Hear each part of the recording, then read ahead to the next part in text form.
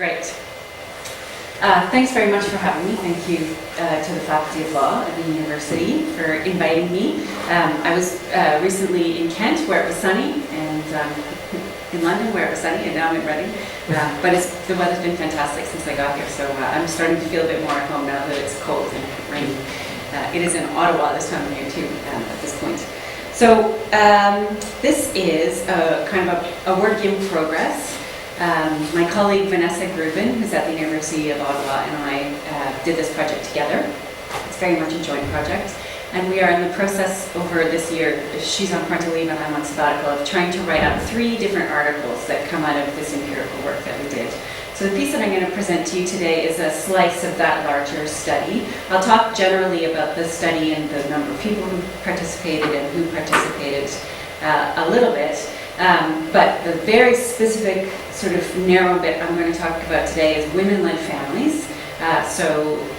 Women who use reproductive technologies, in this case donated sperm, to create their families. So those are either a lesbian couple or a single mother by choice of any sexual orientation.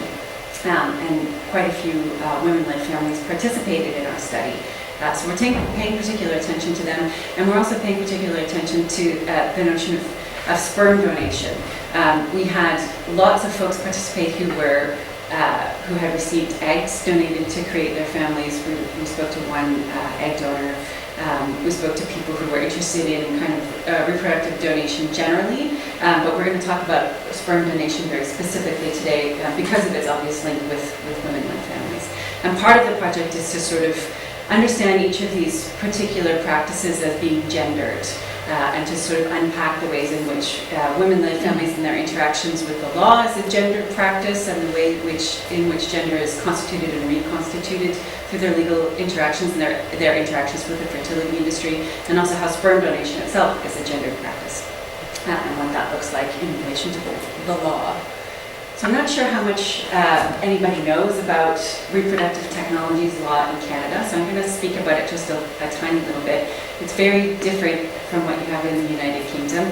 And the other, I think, important aspect of this project to underline is that it's a law reform project. Vanessa and I are trying to influence the law on sperm and egg donation and surrogacy, but sperm is what we're talking about today, in Ontario and in Canada. And that's partly because the state of the law right now, as we'll see, is incredibly vague and really up in the air. We're missing, or we have gaps in our law that haven't yet been filled in. So for a long time in Canada, for about 20 years, leading up to the early 2000s, we were trying to decide what we wanted to do about reproductive technologies generally. So the family law side of things, gamete donation, surrogacy, family law in relation to those on one side, and on the other, sort of the more scientific, technological side of things, like, let's say, human cloning or animal-human hybrids or the human genome, that sort of thing. So we had a couple of royal commissions. We had a couple of standing committees, one out of our House of Commons and one out of our Senate, debating, traveling across Canada, talking to fertility doctors and people who wanted to use reproductive technologies and feminists and religious groups to try and figure out what we were going to do. So we had this sort of long, very expensive process where we were agonizing and debating. And what we ended up with in the sort of mid-2000s was a piece of legislation passed by the federal government called the Assisted Human Reproduction Act. And the problem, it turns out, with that act is that those two very disparate areas of sort of law and regulation, the sort of biological scientific side of things, and then the sort of more family law side of things, got smushed into the same piece of sort of enormous regulation, legislation with all kinds of regulations that were supposed to be promulgated after the act was passed. So leading up to that act being passed, Quebec actually, for quite a long time, was the only province that sort of went ahead, even while this whole debate was going on, and regulated reproductive technologies anyways. So pretty much the minute the act was passed at the federal parliament, Quebec launched a lawsuit against the federal government, claiming that large parts of that act were ultra vires the federal government, so that in fact what the federal government was trying to do with the Assisted Human Reproduction Act actually belongs squarely within the jurisdiction of the provinces. And part of the sort of socio-political history of Canada is that French is the primary language in Quebec. There are particular sort of constitutional concessions to Quebec, and sort of a battle between the federal and provincial government over different types of sovereignty. So this was a form of sovereignty that Quebec decided that they wanted. So they brought a lawsuit almost immediately against this piece of legislation, and so it was sent by the federal government to the Supreme Court of Canada for a reference, which is basically, we know this was a really long process. We're not entirely sure. We're not totally certain that everything we put into this federal act is in fact within our jurisdiction. And the Supreme Court of Canada in 2010 said, that's right, big parts of this act, which was drafted to be quite interlocking, are in fact in provincial jurisdiction. So they sort of reached into this big complex piece of federal regulations or legislation, which for which most of the regulations hadn't even yet been promulgated, and sort of plucked out these really important sections of the act. So things like basically anything they saw as regulating the medical profession.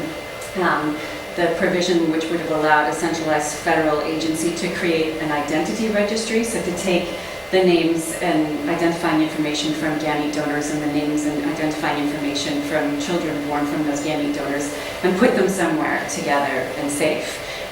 So the possibility for all kinds of the sort of the social legal fabric that the federal government had imagined around regulating assisted human reproduction sort of fell apart in 2010 in really important ways. And what the Supreme Court of Canada said to the provinces is, so it's now within your jurisdiction to regulate these things, and you should regulate these things. We can't make you, but it's your job. Quebec was ready. They had essentially the legislation or the parts of the civil code that they were using before the challenge was launched, and they just reintroduced them. And then importantly, Quebec also began to publicly fund reproductive technologies in their province alone. No other provinces fund reproductive technologies. So right now in Ontario, in all the other provinces and territories, reproductive technologies happen in for-profit fertility clinics. So that's, I think, another important piece to kind of put on the table when we're talking about social legal approaches to reproductive technologies. And I think when we get to sort of some of the worries that the research participants have, I think some of them are actually quite rooted in the fact that in Ontario, at least, it's a for-profit industry, essentially, that doesn't want to be regulated, that's quite happy to remain unregulated, the fertility doctors. And the fertility clinics are quite happy to kind of keep going as they are. At the same time, in British Columbia, a small group of young adults who were amongst the first people born in Canada using donor gametes brought a Section 15, so an equality action against the provincial government in that province, saying children who were adopted in this province around the same time that we were born or that we were conceived have the capacity to go to a provincial registry, give their name and say, I would like identifying information about my biological progenitors, and as long as the biological progenitors agree, so it's a double consent format, there's some possibility of exchange of identifying information for whatever purposes. So children who are born using reproductive technologies don't have that same capacity. So she, Olivia Pratton, brought a Section 15 claim to the British Columbia court along with a small group of similarly situated young people. So she argued the Section 15 piece, but she also argued that the Canadian Constitution affords for a right to know your biological origin. So sort of a much broader claim. Section 15, the equality provision is, it's quite clear if there's a sort of facial inequality in a law that it's possible to ameliorate that. But this notion of a right to know your biological origin comes out of Section 7, the right to life, liberty, and the security of person. And what Olivia Pratton and the other litigants were trying to do was draw a connection between mental health difficulties and not being able to find out your identifying information around your biological progenitors. So it was all sort of happening around the same time. We lost chunks of the act in 2010. Olivia Pratton brings this this litigation in British Columbia. British Columbia Court of Appeal says, first of all, there is no right in Canada to know your biological origins, period. They said the same thing in a case called Chesky's about adopted children. And also, for very feminist reasons, that there is no guarantee of parity with adopted children. There's no guarantee of having this double consent registry available under provincial jurisdiction, that it was discretionary in the provinces to set it up or not. The feminist reasons being the same ones that we see echoed in arguments around adoption, that birth mothers in particular might be suffering under very particular circumstances around which they wouldn't want to have their identifying information handed over. So incest or sexual assault, for instance, were sort of circumstances that the court cited as why we couldn't guarantee under the Constitution that you would be able to get this identifying information. So that's sort of the backdrop. So if you imagine 2015 in Ontario, we have a booming practice in artificial reproductive technologies. The largest number of fertility clinics in Canada by far are located in Ontario. And big parts of this federal legislation that regulated everything from very particular sort of clinical practices in fertility clinics, like the number of embryos that can be put back during an in vitro fertilization, all the way to the capacity for a national agency to create a registry, have been eviscerated. They don't exist.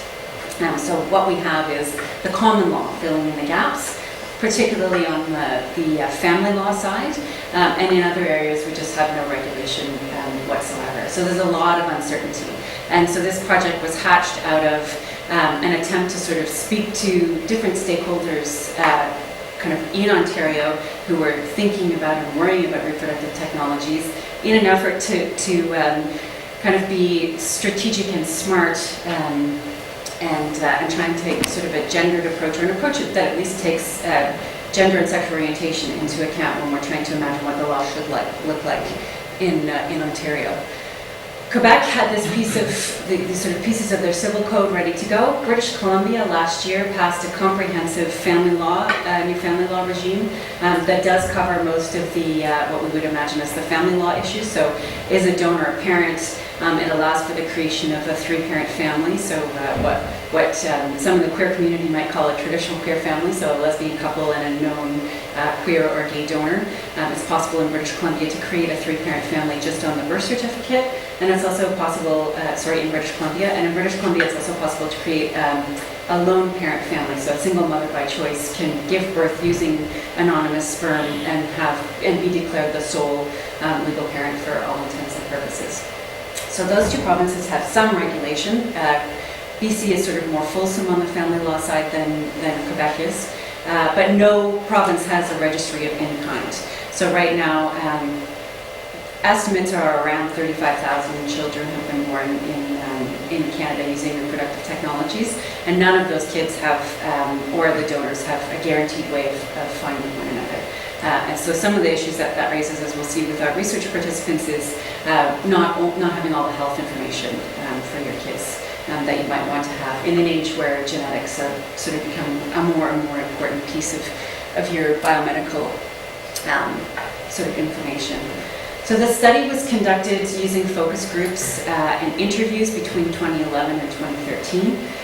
The methodology that we used is a feminist methodology developed by a professor named Dorothy Smith, a Canadian sociologist, called institutional ethnography. If people are interested in methodology, I can talk about that a bit more. It's funded entirely by the Law Foundation of Ontario, which is a body that sort of collects bits of money from all the practicing lawyers in Ontario and puts it together in a pool and hands it out to people who sort of make applications for it. And the goal is directly to reform, to law reform in Ontario. And from sort of a methodological, epistemological, ontological perspective, and from a feminist perspective, I think that raises all kinds of really troubling questions that are sort of currently preoccupyingly making my head explode. But I think that might be a separate paper. Anyhow, if people are interested in that aspect, we can talk about that too. And noting that I don't necessarily haven't worked out all those answers quite yet. So we spoke to 39 people in all. We did 5 focus groups. So we did focus groups in Kingston, in Ottawa, and in Toronto. And each of those focus groups had sort of relatively small groups in them. We hadn't anticipated, and it was quite silly of us, that people would want to speak about this privately. So 21 of our participants spoke to us either on the telephone or just Vanessa and I in person in a private location. All of them were recorded, transcribed, and what we're working from is the original verbatim transcripts. There was a lot of overlapping of identity categories, which was quite interesting for us. There seemed to be sort of a subgroup of people who were both working in the reproductive technologies area, so they were counselors in for-profit fertility clinics or community-based counselors.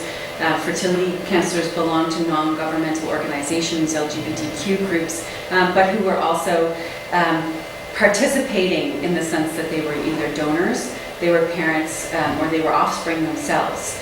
So we spoke to kind of a wide variety of people. We ended up kind of going through the transcripts and choosing identities for people and then double checking with them to make sure that they were okay. So some of these people have dual identities, but no one's double counted here, and they've all agreed that this is sort of primarily where they fit. We had quite a few subject matter experts. So everything from a journalist who is incredibly interested in egg donation, in the gendered aspects of egg donation, healthcare professionals. There's a kind of, despite the fact that reproductive technologies in Canada are explicitly non-commodified, so you're not supposed to pay for surrogacy, you're not supposed to pay for sperm and eggs. There are a lot of people working in kind of for-profit brokerage agencies, so embryo adoption agencies or surrogacy, people who broker surrogacy across the borders, and these are all legal gray areas in Canada, which is quite interesting. So they spoke to us anonymously, which was fine, but they all kind of had this sense that they were bursting to talk about it, right? The law got struck down in 2010. We started talking to people sort of over that time, and this was feeling sort of quite urgent to them. We also spoke to 3 young adults who were born using donor sperm.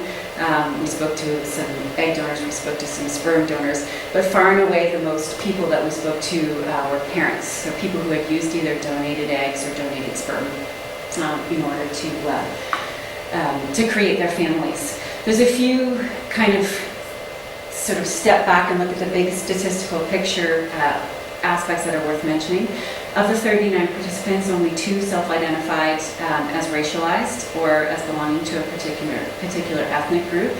We had no self-identified transgendered participants, although one of our participants identified herself as a lesbian and her partner as a female to male transgendered person.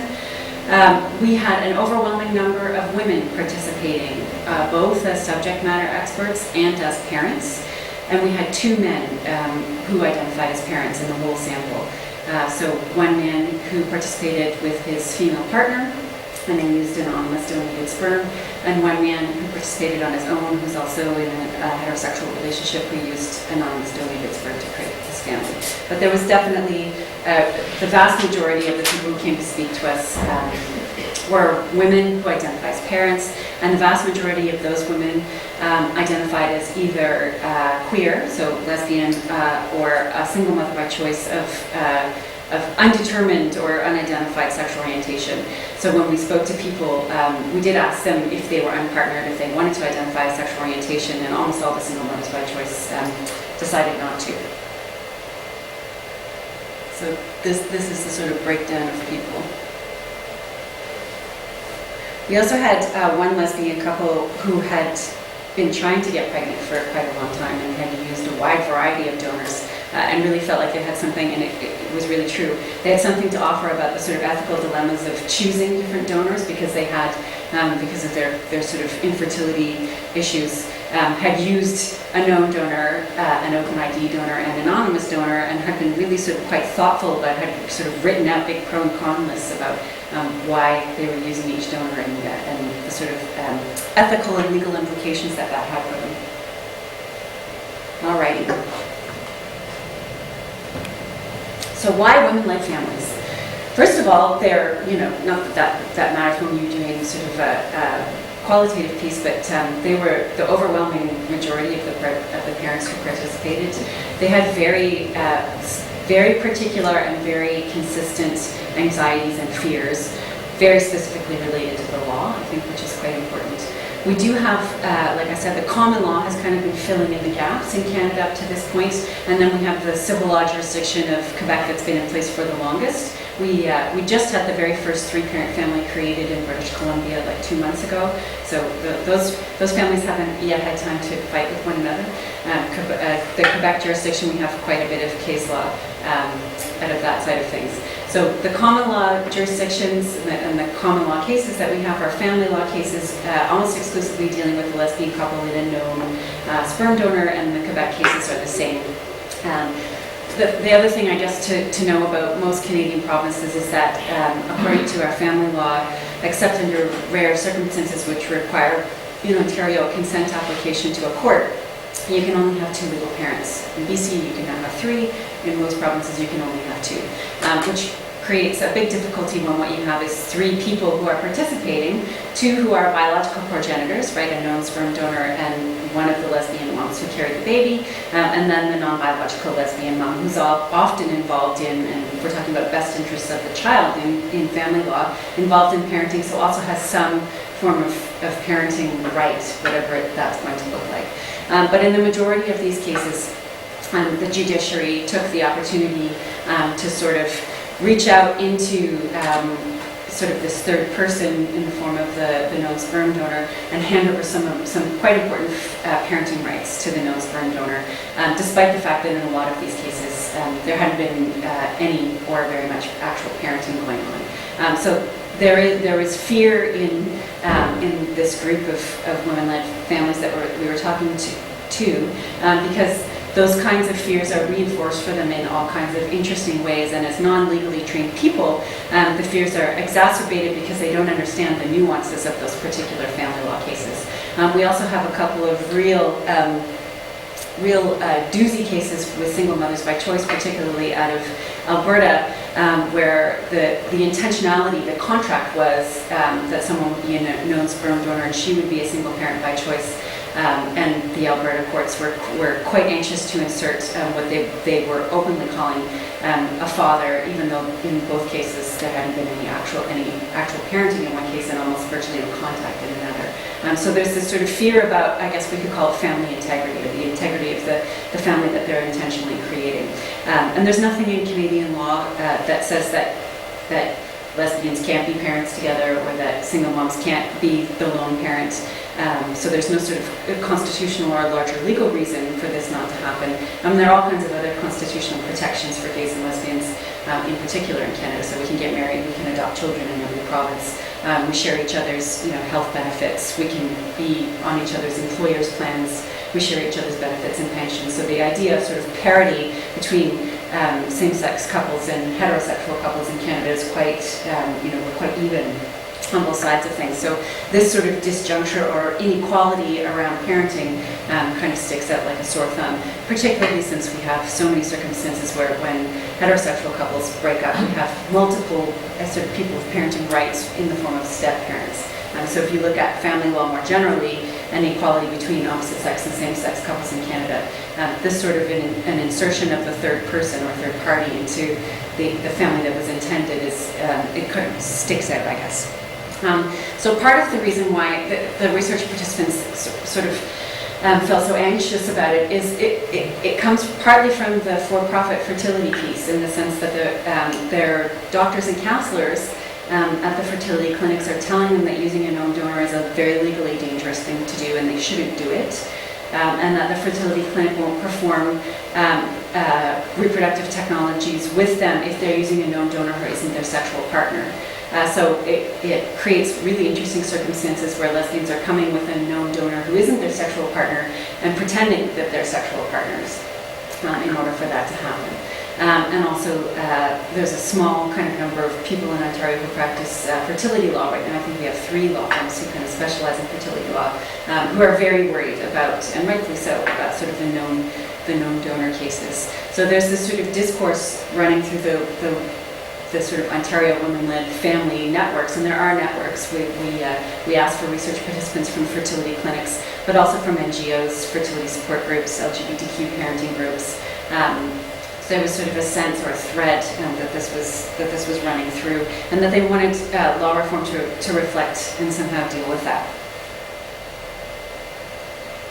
The other piece that comes out of those parenting cases is a lot of, I guess what we could call a theoretical level, biological essentialism. So this notion of judges noting, that the child in question looked a lot like the donor, or that the donor was a great hockey player, and that this child could potentially grow up to be a great hockey player, and sort of minimizing and in some cases totally erasing the parenting work that non-biological lesbian moms in these particular cases had done. And in one of the cases, she was actually, her partner gave birth and she was the stay-at-home mom up to the point where the lawsuit happened when the child was about 18 months old. So she was on parental leave, which we were granted. Same-sex couples are granted parental leave in relation to each other's biological children. So she was actually at home, kind of being the main parent at that time. So we asked quite a few questions of our research participants, but the one we're going to talk about specifically today is around anonymity, sperm donor anonymity. And this kind of pulls on, this is what pulled on this notion about the fear around using a known donor. But most of our research participants really wanted to use a known donor or an identity release donor. They wanted to be able to provide their children with health information. They wanted to be able to provide their children with often what they would describe as an avuncular relationship with the sperm donor, so like an uncle or a friend, or someone who would be in the child's life but who wouldn't necessarily be a parent in the legal sense. So if it came down to a dispute between the three adults, that would be clear who was the family for the legal decision-making purposes and who was in a sort of a tertiary or there's a parallel, I guess, with grandparents in Canadian law, right? That ultimately the decision is made by the parents, even though the grandparents, in some cases, have been granted, let's say, access or other forms of interaction with the child. And it boiled down to three sort of subgroups. The first one was a very small group of these women-led families said we should only continue with non-anonymous, so open identification or known donors in Ontario. The second group said we should continue with sperm donation that's almost entirely anonymous. That seems to be working. And the third group, overwhelmingly in the women-led families, but also in the larger sample of 39 people, was yes, we should move towards openness. Openness is an ideal, but we need to figure out what the law looks like before we do that, because things are so up in the air in so many different ways. And that was particularly true for the people the subject matter experts who were working in the field. So the counselors, the healthcare practitioners, people who were sort of on the forefront of things that were happening, were wanting to be able to tell their clients, yes, you should go with a known donor, you should go with an open ID donor, but that wasn't always possible, so they wanted that to be able to happen. So why were the small group of people saying we should only go with open identification, no more anonymous sperm donation whatsoever in Canada? And it was very much rooted in this discourse of a child's right to know, that the information, the identifying information, that genetic information belonged to the child, and that it wasn't up to the parents or up to the state to sort of keep that information from them or hold it away from them. And the second aspect was this healthcare piece, that health information is incredibly important, genetic information is incredibly important, and it's just, sort of part of living in a Western liberal democracy that you would have access to medical information about yourself. And a lot about the notion of projecting forward for older children, 14, 15, 16, 17, 18, and them having a choice. If they chose, and lots of parallels with adoption, if they chose that they wanted to find this person or get identifying information, that should be open to them. And that was the primary piece. Those who spoke in favor of only continuing with anonymous donation we're very worried about the supply of gametes, the supply of sperm in Canada. And that's partly due to the legal framework that we're functioning in. We have a radical shortage of Canadian sperm in Canada. So the federal government, prior to the Assisted Human Reproduction Act, but kind of now in a sort of more attached way, through the Food and Drug Authority, regulates how we collect sperm and retain sperm and hand sperm out in Canada. And it's a super duper high threshold for screening. The samples are collected, they're quarantined for lengthy periods of time. It's a very expensive process. And so because of that in Canada, and it's altruistic, you have to do it for free. Since the Assisted Human Reproduction Act came in, we have 34 donors for the entire country of 34 million people across all provinces. Most of them are in Ontario and British Columbia. We have almost no racialized Canadian donors. So what we end up doing is, because it's illegal to buy sperm, the fertility clinics receive a dispensation from the Minister of Health, and they're allowed to buy kind of in bulk sperm that meets our food and drug regulatory standards from American sperm banks. So most of the sperm that we're getting is from the United States, so it's compliant with our regulations, but any kind of acts, any kind of regulation that Canada or Ontario would try to put in place about open identity or releasing identity would be completely useless, because we can't be cross-jurisdictional. And there's no contractual relationship between the people who receive the sperm and the fertility and the sperm donor bank in the United States, because there's a third party intervening, and it's the fertility clinic. So there's this sort of sense that if we push too hard and we rely too hard on sort of the Canadian group, which would be the only group that we could legally enforceably make open ID, right? To say either you could be a known donor, or we can get that information for sure at 18, because the Food and Drug Administration is keeping track of where you are and what you're doing. So there's this sort of real fear amongst, not just amongst women-led family, but generally, that if we push for too much open identification, that our supply is going to dry up. And also within women-led families, in the queer community in particular, there was this sort of really deep-seated fear of consanguinity. So there's sort of a variety of approaches that for-profit fertility clinics take when they're dealing with queer clients. Some of them take sort of a very open, pride flag on the door sort of approach to things. We'll speak openly to you about it, we're trans friendly. And others are much more sort of, if they're not your sexual partner, they don't need to be here, when we're talking about known donors in particular. So there are a small number of fertility clinics that lots and lots of women-led families and lesbians go to. And so they were very worried that all their kids are going to be related to one another, and that they're not going to be able to find that out. Without some sort of registry and without open ID. And if we de-anonymize everything, then we're not getting the kind of variety of sperm that we need from the United States. So quite sophisticated, a real clear grasp of the legal regime and sort of what it means for them and their families in particular. So that was also sort of a relatively small group. And the third group was by far the bigger group. So it's the group that said, yes, our ideal is open identity. We would really like to have done that for our kids, but we couldn't. We were too scared. We were scared by lawyers. We were scared by friends. We were scared by our fertility doctors. Some of them even went to the point where they took their donor to the fertility clinic and were sort of talked out of it. So a lot of their fears revolve around this kind of legal piece where the common law is filling in all kinds of shades of gray, this notion of the integrity of the family unit. And that took some pretty interesting forms. So the donor, but also what kind of legal relationships would they be forced to have with people who related to the donor? So his parents, would there be 3 sets of grandparents? What kind of, would there be 3 sets of these sort of ephemeral grandparental rights in relation to their kids? And also donor siblings. So if the sperm donor is a sperm donor in the sense that they think, there's nothing to prevent him from donating to other families. How do you negotiate that if you have 2 or 3 kids in the same city with whom he has, an avuncular sperm donor relationship, but the kids are actually half siblings. So a lot of, I think, quite ironic worry from non-traditional families about what a non-traditional family is going to look like, both socially and legally.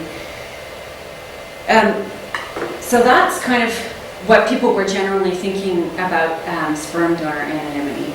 I think we've kind of boiled it down to a place where it won't be very hard to propose kind of a set of law reforms that look quite a lot like what British Columbia is doing, that might address some of the systemic inequalities that these women-led families are facing. The Law Reform Commission of Ontario, which is sort of a think tank law reform body in Ontario, has a short list of things that are going to start dealing with sort of this next year's issues, and reproductive technologies and family law is one of those. So what we're hoping is that this empirical research will be involved in that project. We'll be able to sort of contribute these ideas to that and back up some of what we're suggesting with some ideas or quotations from our research participants.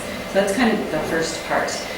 It's not as easy and simple as that when we start thinking about registries, in part because we don't have any provincial model really to kind of point to. It's easy in Ontario to point to British Columbia, and for those of you who sort of know the Canadian political context, you point to Quebec and they say, well, that's civil law. You point to BC and they say, well, they're kind of wild and crazy out there on the West Coast. But you can kind of maybe pull bits and pieces, especially around family law, into Ontario, because we have a common law jurisdiction to create a three-parent family, even though legislatively we only have two-parent families. So you can make a consent order to a court in Ontario to get a three-parent family, and some families are doing that. So they're using a known donor and then spending the money to go before a court. In BC, it doesn't cost anything. You can do it right on the birth certificate. So there's probably some sort of legal compromise that we can imagine coming to around the parentage issues in women-led families. Single mothers by choice, I think, might be trickier.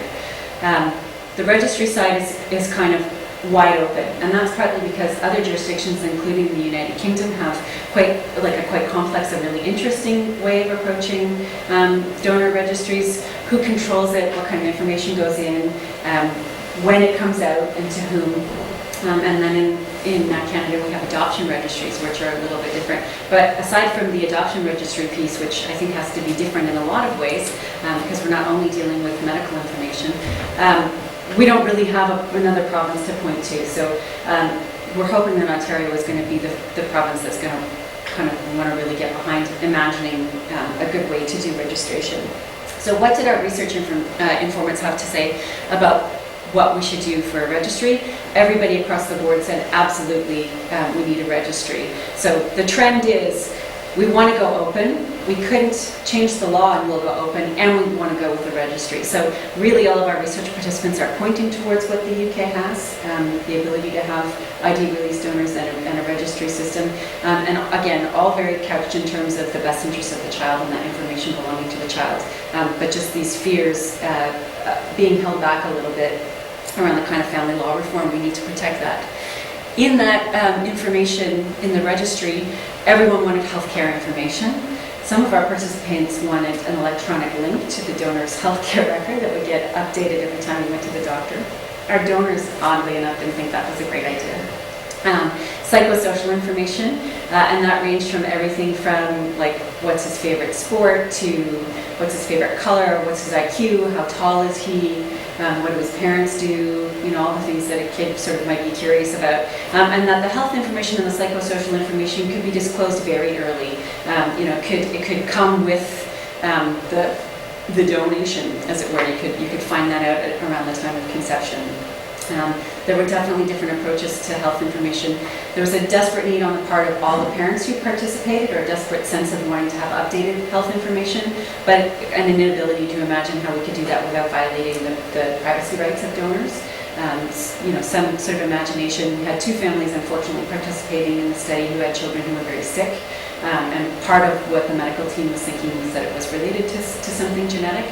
So they said, we wouldn't want, and so in focus groups, people are taking ideas from one another. We wouldn't want an electronic link to his health record, but it would be nice to be able to make an application to a registry to say, we think there's something going on here that's genetic, without finding out who he is. Could we somehow manage to figure out a way for that to help? They wanted a registry system, and there were concerns over updating the information, and not only about the donor, but about the donor's sort of extended family. So healthcare information was the biggest one. Everybody said they wanted it in various ways, shapes, or forms. And this was, there was a lot of kind of pseudo-therapy session going on in the focus groups in particular, sort of sharing fears and anxieties. And this, aside from the sort of the frightening specter of the lone donor, the known donor, and why they didn't choose him, this not knowing half of your child's genetic heritage was the other sort of theme that really came up quite frequently. There were also fears in the registry around the integrity of the family unit if the law hadn't been sufficiently reformed to protect women-led families. So questions around reciprocity. So if we get information about the donor, does that mean he gets information about our kids or he gets information about us? And depending on what age, they were talking about releasing reciprocal information, worried about, him rocking up on your front door and knocking, like in some of those horrifying Hollywood movies, which I won't mention. And also, what are your own kids going to do when they get older? So what a lot of participants were imagining was like the adoption registry, the double consent. So both would have to say yes in order for identifying information to be exchanged. But what if your 18-year-old does that to you, right? And you've been with them for 18 years and suddenly they decide that they want to add sort of a third party to the mix. And then what does that mean for your relationship with them? And what does that mean for their relationship with the donor? And is there a third parent there after all, after kind of everything's been said and done. So yes, we want a registry, but we kind of really want to be in control of what that looks like. So both legal and social fears.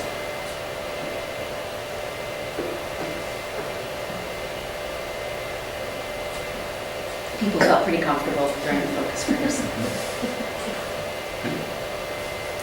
There were some really interesting concerns, particularly amongst the queer participants, so people who identify as gay, lesbian, bisexual, and transgendered, around surveillance.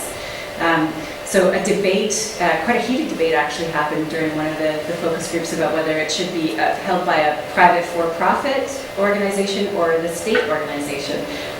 Private for-profit, people were worried about it because that's essentially the model that we have now. The only entity that's keeping any track of even things like live births and how many babies are born to a particular donor are these for-profit fertility clinics, and they're under no legal obligation to do so, so they're not.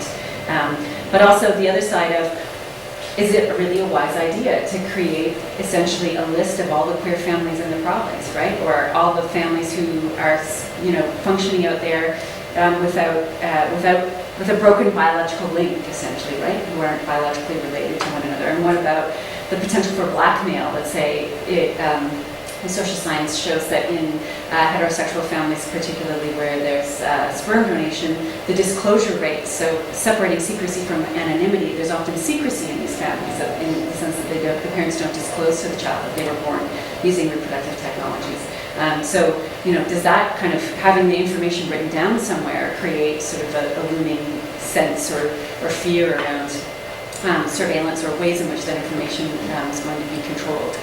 So I think maybe the UK has a partial response to that, at least in the sense that the registry is at arm's length from the state. But this was a worry that I hadn't thought about, but came up quite a few times.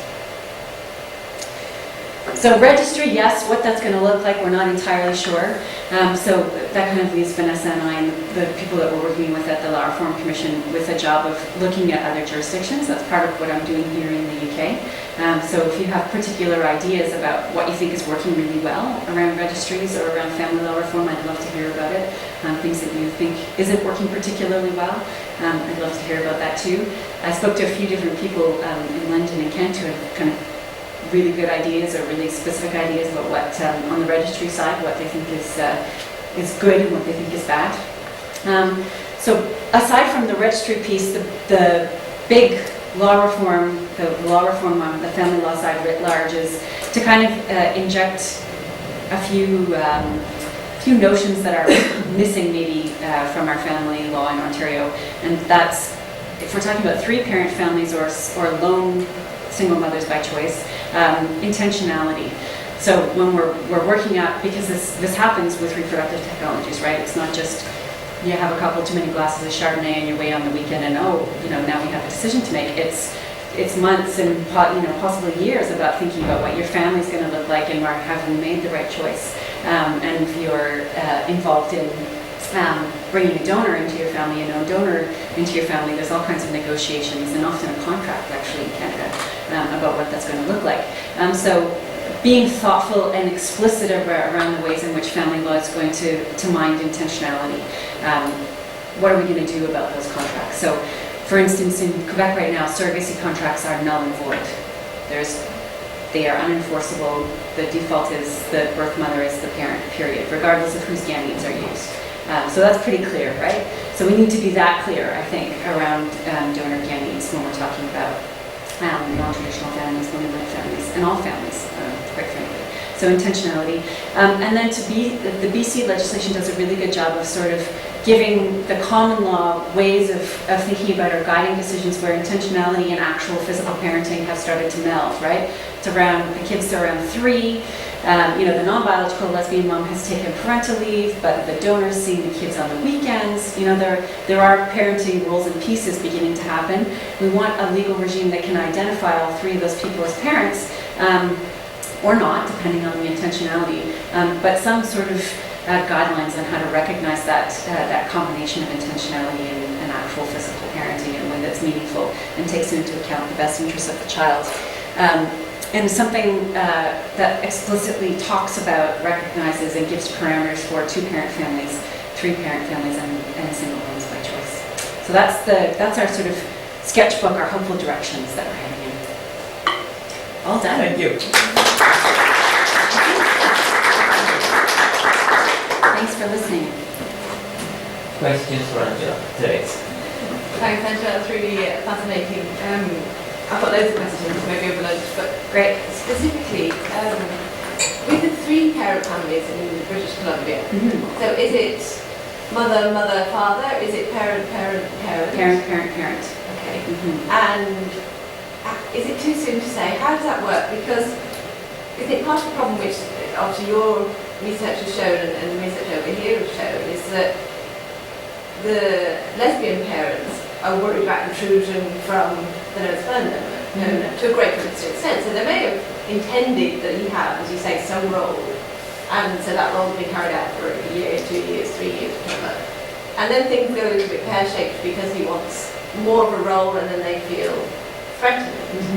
Now, if you've got 3 parents, presumably the vulnerability of the non-birth mother is reduced because she has a status at least, whereas in England she's equal, so all 3 are on a level legal playing field. But then there is still the fear of intrusion and interference. And how do you think in British Columbia will it be the court that will decide to what extent the third parent, because presumably if they're equal, then the third parent, the no-sperm donor, father, however he imagines himself to be. So I want more of a sense. I want to say about medical treatment, I want to say about what school they go to, and then the parents the 2 parents who are actually spending the majority of time looking after, functionally caring for the child, still have that interference. So how do you think that will? I think it's going to be just as messy as Yeah, that's what I'm thinking. As other disputes. So the mechanism is the contracts are valid, but they can be mitigated as always by the best interest of the child. So essentially that means we have quite a lot of mediation, family law mediation in British Columbia. So essentially it means it goes to the mediator with the contract, and then everybody sits around and says, this is how much I did, and no, you didn't do that much, and this is how much you did. So they can submit themselves to arbitration, or it'll be a judge that will decide. So will contracts be particularly detailed? So will it be, say, for example, okay, you're a no-sperm donor, you're going to have some input, it may be once a month, maybe once a week, whatever it might be, but you're not to dictate to us what school they go to, or we don't need to tell you if they're going for an operation. Will contracts be that detailed? They already are, They are. because people are using known donors and just taking the risk. So the last couple of family contracts that I saw like that in British Columbia were around 40 pages, and they had everything in there from, could he administer medication, everything was in there. Yeah. In one case, it was if both of the women were killed, in a car accident, let's say, the kids would not go to him; they would go to one of the sets of grandparents. So quite, and in BC especially, in Ontario a little bit, but BC has quite a well-developed family law practice around kind of, at least legally trying to create these families. This new sort of family law reform is just a kind of the law seeing and writing it down what's already happening. But I don't think there's any clear dispute resolution mechanism. It just does exactly what you said, which is in most other places, because you can only have two legal parents unless you have a consent order. Almost always biological essentialism plays a role in when things are being judicially handled, and the non-biological lesbian mom, no matter what her parenting role, has kind of really been shuffled to the side. So suddenly everyone's on a level playing field. And in fact, if she's done more of the sort of hands-on parenting, the best interest of the child kind of mitigates in her favor. Yeah, but I don't think it'll be any less sticky, frankly. Yes. Thank you very much for that. It was really, really interesting. So I wanted to ask about the 34 donors. Has anybody ever asked them what they thought of the registry system? We only spoke to 2 donors. Right. Yes. What did they say? Were they open to the idea, and what kind of information were they prepared to divulge? They were very open to the idea. We actually spoke to quite a few egg donors, but they weren't willing to go on the record. And that's because, and this is why I separated the practices. There's a huge grey market in eggs in Canada right now, and all kinds of really interesting arrangements that make the known sperm donor thing look like a piece of cake. So they were quite open to the idea, and mostly around health information. They knew that the sperm donor we spoke to was in his 60s, and he had some sense of how many children he was a biological progenitor of, and his mom and sister had subsequently, since he donated, developed genetically detectable breast cancer. And he really wanted to be able to communicate that information to the families who had kids by him, and he couldn't. Like, there's no mechanism for it. So he was quite keen. When we sort of said, so what about curiosity? These kids are, and in fact, it's interesting. Given where he was from, and the circumstances under which he donated, he might have been Olivia Cretton's sperm donor. And it's very hard as a researcher not to be like, so.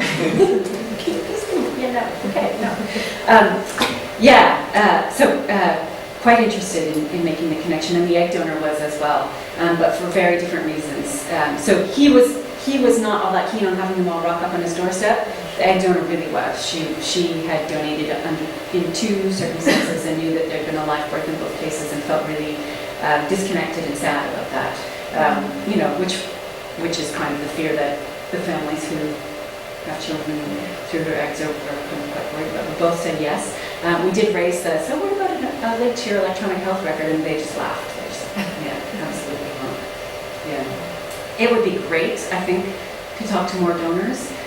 We advertised in North America, well, I guess it probably extends over here too. We have an unofficial online registry called the Donor Sibling Registry, so it's online. You pay to become a member, and you go in and you need to know what fertility clinic your sperm or eggs were from, like the file number, that sort of thing, and you type it in, and then people join. So if your sperm donor was XYZ123, you can go in, look up XYZ123, and people who are offspring, people who are the parents of kids born through him, and sometimes him, he will join. So there's some where there's like 250, some where there's only a few. I forget where I was going with this. Number of people showing up, no. Sorry, I totally lost my train of thought. Oh, right. So they want something more official than that, that can be complete, and that isn't quite as, to sign up you basically have to say, here's where I am and who I am, and so they wanted something that was sort of midway between those 2 points, full immediate disclosure and the electronic link to their health record. Angela, I was interested in the epistemological issues that are giving you headaches. Yeah, me too. And I was wondering how, I mean, if I put myself in your shoes and think of doing empirical research in this area, with a view not to writing an article, but writing something that then is supposed to inform law reform, with my own views about the matter. How are you negotiating that? How are you using this information and how are you filtering it? And there must be some places where on the one hand the participants disagree, so you have to make choices about what to recommend, and even if they were all in agreement but you were to disagree with their position, how are you choosing to resolve those issues? Yeah, that's a great question. I think, like I said, I genuinely think this is a separate paper, how to do ethical empiricism and law reform. Lots of people have written about it. I mean, it's been around for a long time. In our case, we came into the project knowing two things. One, that aside from institutional ethnography, which is an explicitly feminist methodology and method, that we were using sort of various scholars from feminist bioethics as our theoretical lens. And at some point when you're talking about researching controversial areas, that's all you can do. So we made it very clear in our grant application that this is the perspective that we're thinking about, these are the thinkers that we're drawing on, this is what we think about. We do think, for instance, that sperm donation and women-led families are part of a set of gender practices around medicine and law, and that what we say is going to be sort of shaped by that. And the second piece we have, of course, is the Canadian Constitution. So we have a written constitution. Section 15 gives a constitutional guarantee of equality, and all other things being equal. There's no reason in Canadian law, in fact, there's reason in Canadian law to say that women have a right to parent autonomously. So we have a piece in the law that brackets one side, and we have a piece, we have an ethical, bioethical, and theoretical lens that kind of brackets one piece. And then what I really love about institutional ethnography and Dorothy Smith in particular is that she doesn't pretend to take sort of, an epistemological point that purports to be neutral or without bias. So that's basically what we're saying is we think we've identified an issue that points to, via the Canadian Constitution, a piece of substantive or structural inequality when we're talking about, and this is why I feel like we're dividing these practices up, we're dividing these families up. I can say something, I think, about women-led families in relation to the Canadian Constitution and the equality guarantee, that our law as it stands, including and especially our common law, is violating their substantive equality rights. So that's why I'm giving this paper, because that's as far as I've gotten at this point. When it comes to things like registries and how do you mitigate between the needs of, a sick 5-year-old who needs who the doctor thinks we need the other half of his genetic information, and the rights of the sperm donor who donated, let's say in 1998, and was told this is absolutely anonymous, no one will ever be able to find out who you are. I'm not entirely sure what the empirical, ethical approach to that is. And that's why working in a team is great. Working at the Law Reform Commission of Ontario is going to be great. But I think it's certainly going to push my theoretical limits, and there will probably be parts of the study that I won't be able to say anything about. I won't be able to say definitively, I think this is the right way to go and why. I can say what I think about women-led families, what I think the right way to go is and why, and justify it in a feminist bioethics and constitutional law perspective. I'm not sure what I can say about the registry, and maybe that's the paper that comes out of it, right? Here's what these research participants said, here are the interests, because neither side has a right, unlike I think women-led families do have equality rights. Neither side in this debate has rights, and here's what they sort of both said, and let better minds sort of figure out what that's going to look like. But it's giving me a massive headache, for sure. And there is also, in relation to the last point you made about, some issues, that you're not absolutely sure what the correct solution is. Mm-hmm. There is always the point that I think there are, on many issues, on many moral and ethical issues, there are the solutions that you can definitely rule out as unreasonable, but then there may be a range of actually plausible ways of sorting it out. So that's a way of trying to mitigate your headaches, I suppose. Yeah. At the end of the day, as long as you're not suggesting something that's plainly unreasonable, Yes, and that, I mean, we can't suggest anything that violates anyone's constitutional rights. So in Canada, there's a lot of kind of thinking, I'm sure, here too, about what constitutes privacy and what privacy rights we obtain under the Charter. So there's a lot of privacy stuff in the registry on all sides. So because we're not entirely sure what privacy entails in Canada, it's hard to come up with a set of rules around the registry that kind of conforms with those rights. So at some point, the law will be my limit too, but yeah. Is there steam coming out of my ears? No, great answer. I've got a question which is not a legal one, but it's maybe coming from my suspicion and science fiction, and it might be absolutely misplaced. But No, they're not born with two hands.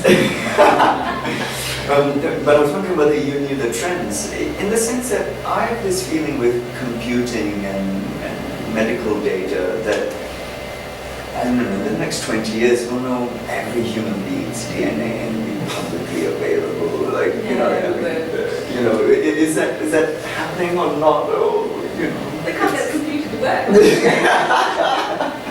There are two for-profit companies in the United States that, for a lot of money, around $3,000 American dollars, you can, if you're a donor offspring, you can send them a swab, and they think they can tell you with relative certainty who the donor is.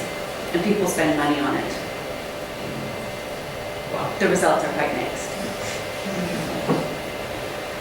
once the sample gets more information into it, you know, you just need your sibling or relative, and you know, a lot of things. It's just computing. Yeah, you need. Well, it depends.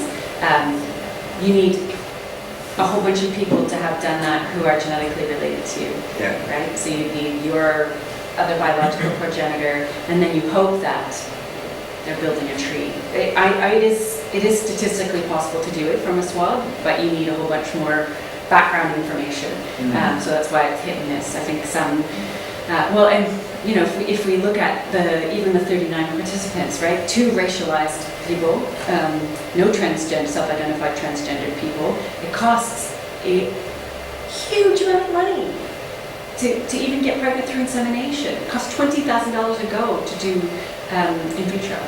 $20,000 Canadian just to try in vitro. It's really expensive. So there's also a kind of subset of socioeconomic, the socioeconomic group that's using ARTs in Canada. So there's this sort of whole rest of the population that isn't swabbing their cheeks, or don't know that they have to swab their cheeks also, right? So if you look at the disclosure rates among opposite-sex couples who've used sperm in the United States, is where the studies mostly are. Around 84% of them are not disclosing. So there's a whole slew of kids out there, but like more than Canadian. You know, tens of thousands of people walking around in the United States that don't have any idea that they're not biologically related to both of their social parents. So they wouldn't even know to swab. Yeah. So I think it is statistically possible, but I don't think we're there yet. I'll ask maybe the last question. As the research methods person in the law school, Yeah, great. tell us about institutional ethnography. Sure. So when I was doing my PhD at the University of Victoria, we're allowed to do an interdisciplinary PhD, so you have to pick another discipline. One of your supervisors is in that discipline, one in law, and then we'll have to do 2 sets of comprehensive exams. So I decided early on that I wanted to be able to do empirical research, so I took sociology as my other discipline, and I chose a woman named Susan Boyd, not our Susan Boyd, the other Susan Boyd, who specializes in research methods, and she was my other supervisor. And she said, this really lovely woman named Dorothy Smith from OISE in Toronto is here. She's an emeritus professor, and she's developed this research methodology, and she's offering a small seminar to PhD students who are interested. And I'm like, well, that just sounds totally hokey. No.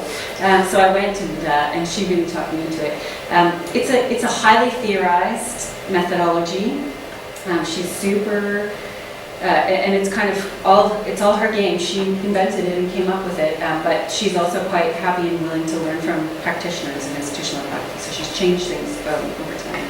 So the basic premise is twofold. She's interested in textual analysis, so kind of a take on discourse analysis, and also in doing ethnography of an institution instead of a group of people. So you can have a relatively small sample, but it has to be people located in different places around the institution. So you need to have healthcare practitioners, sperm donors, parents, and the idea is that you're not taking an Aristotelian kind of objective view of the institution, but you're learning about what happens within that institution every day from people located in different parts of that institution. And oftentimes, ethics is really difficult because you interview one person, and the questions that you've submitted to ethics, you have to go back and change them because you learn something from the person that you interview, right? A fertility doctor is going to know a whole lot more about X, Y, and Z than a parent. So that you're learning from each of the research participants, and you're sort of growing your knowledge of what this institution looks like and how it works. Always partial, never objective, always informed by a really explicit theoretical position, in my case, feminism and queer theory. And to kind of put that out on front, situate yourself in it, which of course I didn't. I'm a lesbian. I'm the non-biological lesbian mom of 2 kids born through anonymous sperm donation in British Columbia. They're adorable. They're 7 and 9. They do not have 2 heads. Which I should have done. And you pair that with an analysis of what she calls sort of governing text. So law is a great governing text. It's a perfect governing text. It coordinates what people are able to do and unable to do across time and space. So you look at what you learn about this institution and the ways in which these governing texts kind of constrain and support certain forms of gendered interaction, certain practices around sexuality. And you're looking for what Dorothy Smith is calling ruling relations. So one of the ruling relations I think that we're really uncovering in this institutional ethnography is the role of the for-profit fertility industry in all of this stuff. Not only do the fertility doctors have a really strong lobby and are very keen on remaining unregulated, but even what people learn or get cautioned about when they're going in for the fertility treatments around you shouldn't use a known donor or we won't use a known donor is actually shaping and constraining the law or the lack of it. So that's, I guess, kind of one good example of how the texts and what you're learning about this institution fit together. And it was a good fit for me at a kind of epistemology and ontology level in that I could always identify myself and always sort of say, this is the perspective that I'm looking from. I am a feminist, I am a mom, I am all of these things, and never have to sort of erase that, which I think you often have to do in kind of traditional ethnographies, which was one of the reasons that she developed ethnography, institutional ethnography, and also, unlike most ethnographies, you're actually doing interviews. So you're really relying, as this presentation was, on the verbatim kind of transcripted words of the people that you spoke to kind of illustrate these ruling relations. Yeah. Fantastic. Yeah. Thank you. Pleasure. Okay. Thank you, Angela. Thanks for your great questions, and thank you for coming in.